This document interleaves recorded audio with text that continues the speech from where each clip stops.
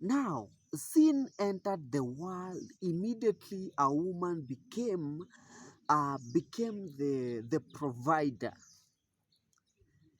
Sin, the first sin entered in the world when a woman became the provider. Now, the issue here is the man should be the giver, the provider, and the woman should be the receiver. But the moment a woman becomes the provider in the house, that's where sin becomes in.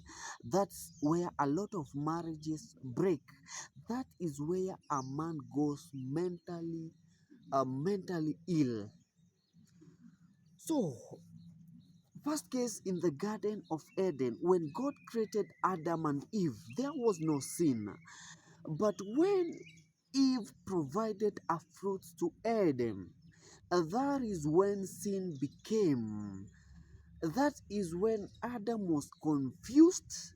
Adam was mentally challenged. You remember when God asked Adam, "Where are you?" Instead of Adam saying, "I'm under a tree," or "I'm under a cow," or "I'm in my bed," or he just said, "I am naked." That was exactly what Adam answered God when he was asked by God, "Where are you?" He never said, "I'm under a tree," or "I'm anywhere else." He said, "I am naked."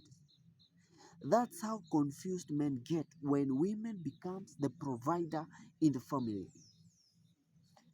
When now, this applies that when you are in a relationship, the moment your wife becomes the provider, the giver, the moment your wife becomes the solver of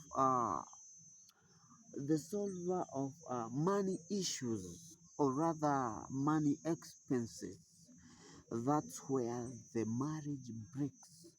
That's where the man loses his dignity, and that's where you collapse totally as a man. Now, men were created by God to be the giver, the provider, and God created women to be a receiver, and not the other way around. Even from our physical body itself, you can see the man is the giver of everything, but women are the receivers.